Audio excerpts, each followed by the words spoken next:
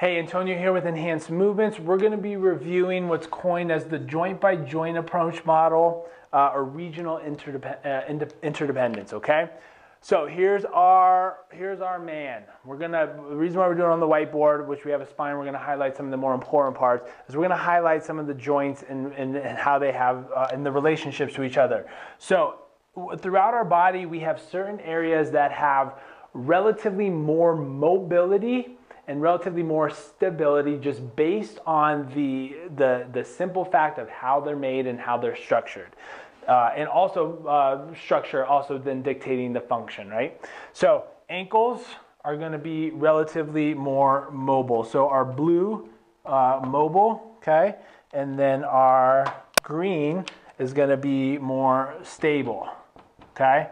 So just based on how the knee is going to be more of a stable joint. The hips are going to be more mobile.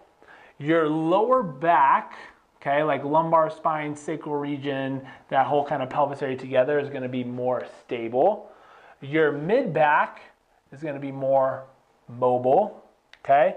Now, the neck and everything gets a little bit more different where your upper cervical spine is relatively a lot more mobile, but the kind of CT junction right in between here is going to be stable. It's a platform for which your shoulders attached to, and then obviously your head and the rest of your neck attached to, so it's got to have some stability. It's got to have a good foundation. Now, one area in here that we don't have, which is kind of hard to just obviously draw, is going to be your shoulder blade, which is going to be more stable. Your ball and socket joint for your shoulder, we all know that's obviously fairly mobile. Elbow is going to be a little bit more stable, and then your wrist, of course, are going to be more mobile, right? That's what gives us a lot of that range of motion to perform a lot of different activities. But more importantly, what I want to talk about is this area in the green, which is going to be our stable joint, and why we really want to focus on the neighboring joints of the hips and the mid-back,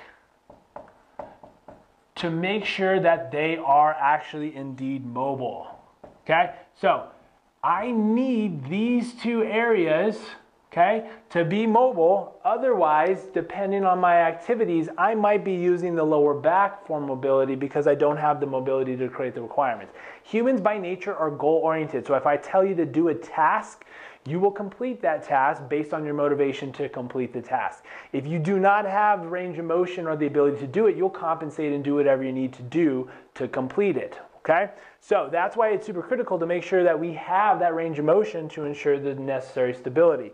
So the easiest example that comes to mind is going to be a deadlift, okay? Deadlift by nature simply means pick something up off the ground and stand up with it. Now, do you have, and depending on what it is, because there's obviously a lot of different things, it could be a kettlebell, it could be a dumbbell, it could be a barbell, it could be a child, right? There's a lot of different things in which we're picking up, but they all revolve around this deadlift or hip hinging position. So if we take and look at our spine here, okay, so again, hips, mobile. It's a big greasy ball and socket joint. We need the mobility out of here. This lumbosacral region is going to be more stable, and then your upper back is going to be more mobile. So when I move, rotate, or whatever that is, from here, not as much from here. So if we're demonstrating this deadlift type of position, if this is a side profile view here, when I'm bending forward, I need that motion to be coming out of that hip joint. That allows me to maintain this neutral spine here, this straight back, and then allow the motion to come from here. This is made for load and motion. This is made for load, but not for motion under load, okay? So if I don't have the mobility here, and let's say for instance I'm starting to do this and I know I need to pick it up off the ground, this stops. What's gonna happen is the upper body's still going forward with the arms to reach, and now we start to see spinal flexion. Usually that comes from the lower back area, okay? So now I'm bending forward under load, under my lower back, and in order for me to stand up, I then have to reverse that, and then I come back through. So you see how this is now creating a motion segment where we don't ideally want, as a result of this not having the necessary mobility. So if you feel like you got the tight hips, this is kind of the why, the underlying why, as to we want to make sure we have that range of motion. Again, very context specific as to what you're trying to do and what we're trying to achieve. But this is the joint by joint approach model and the relationship of mobility and stability.